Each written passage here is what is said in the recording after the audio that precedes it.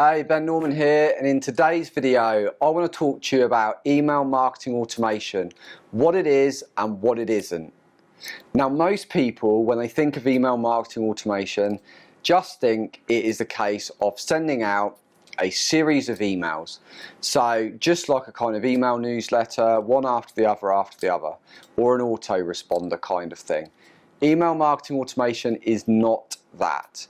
Email marketing automation is the process of setting up a series of emails that can go out based on a set of conditions or rules. Depending on the actions that a user takes, the segment that they're put into, or the list that they're put into. Basically, it is the strategy and the programming of a series network of emails that means that the emails can be tailored specifically to the person receiving them based on their needs, their actions, their wants. If you set the system up to say you get somebody that signs up to your list or that purchases from you, they could be in a different segment depending on the product they've bought from you.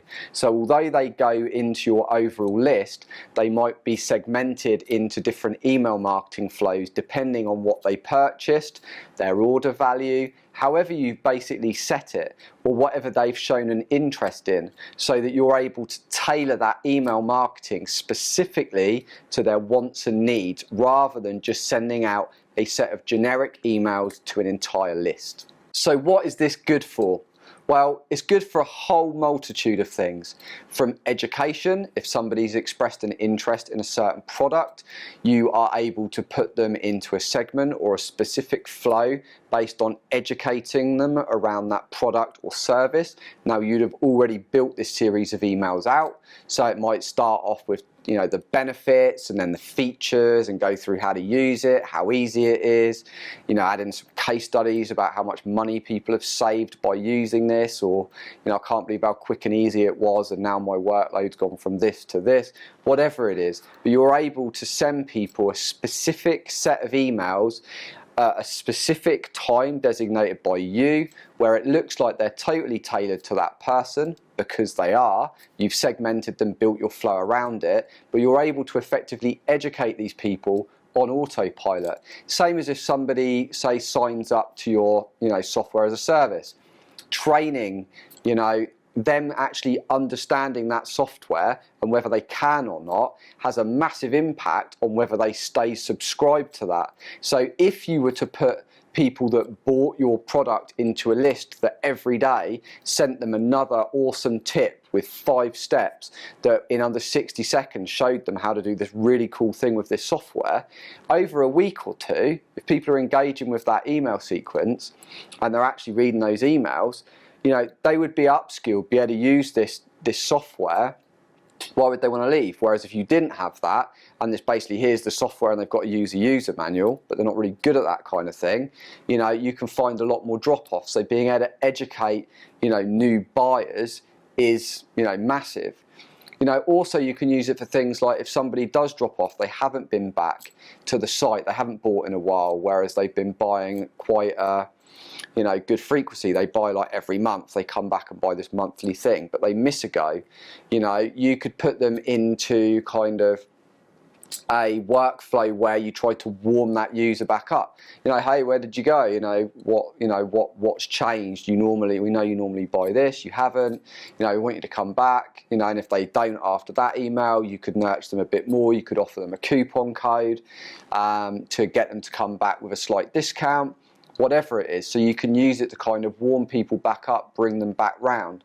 You can also do some really cool tricks with email automation, where if somebody has signed up or they're signed in, you're able to, if they're browsing certain products quite often, you're able to follow up and educate them based on that, because they're looking around those products, it's probably of interest to them, so it can be quite a timely email to go out to add them to that nurture list, to kind of show them a few other benefits of it, maybe give them a discount code, a free trial, whatever it is. And again, like abandoned carts, these are really useful, because if somebody's had it in their cart, their phone rings, they get distracted, their kids come in, whatever it is.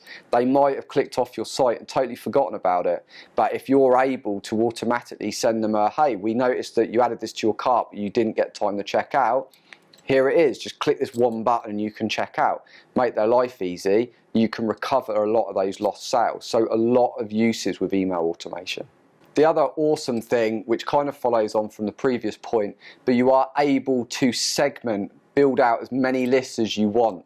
But what you're able to do is build out a set of rules. That means if somebody does this, then add them to this segment. If they don't do this, add them to that segment. If they get 2 emails and they don't click on any, then take them straight out of that segment and put them in a warm-up segment. So you're able to build different flows depending on different wants, needs, characteristics, actions, you know, for individuals, and you're able to personalize all of this so that instead of putting someone in a flow because they bought a camera and you're trying to, you know, educate them, or you're trying to give them a load of discount codes for a load of other accessories they've got. You know, say somebody's just replaced a camera they've already had. They've already got the case, they've already got all the lenses and all of the rest of it. So if you've put them into a flow to upsell them the lenses, the case and all of that lot, so you've got quite a lengthy flow that goes on for a couple of weeks, the likelihood is if you try and just keep somebody through that nurture sequence, they're going to get hacked off and potentially unsubscribe because you're just sending them a lot of email that they're not interested in. But instead of having to force them down that, if they haven't engaged with any emails after say 2, you could send them, you know, to another part of the flow that says, hey, is this not of interest to you? If not, then we'll put you somewhere else, or, you know, we won't send you these kind of emails.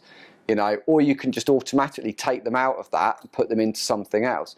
But you're able to fully customize these segments and email lists based on the individual person's actions. So that way, this is going to help with your kind of list hygiene as well, that you're not constantly sending out emails to people that they're not opening, which then affects your open rate. It's also going to hopefully not affect your unsubscribe rate because you've just gone, you know, the whole 9 yards to try and get their email list so that you can email them and follow up with them.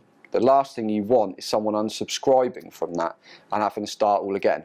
So, you know, really kind of important that you're able to segment in any which way basically you want. So I'd love to know, before we get on to the next point, are you using email automation? Yes or no? Let me know in the comments below and let's get on to the next point. So the last point really is, although segments and email automation, you know, once you've built it, you can pretty much leave it on autopilot and it will take care of itself. You still need to keep an eye on the overall system, the overall stats, because although you'll have built it out how you think it's going to work, there will be different glitches in the system. There will be different places where you might need to reconfigure things. You might need to relook at emails.